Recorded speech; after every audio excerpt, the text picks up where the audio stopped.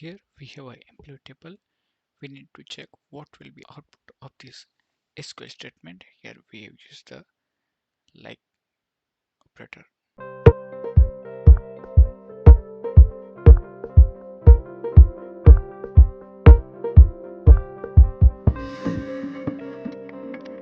So the output will be PAS, and the reason behind this, we have used the like operator.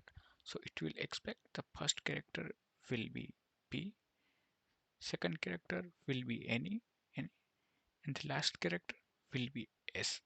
So PAS will satisfy this condition.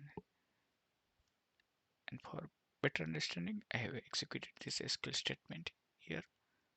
So we can see from this table, it will return PAS, not the PASS as well as the compass.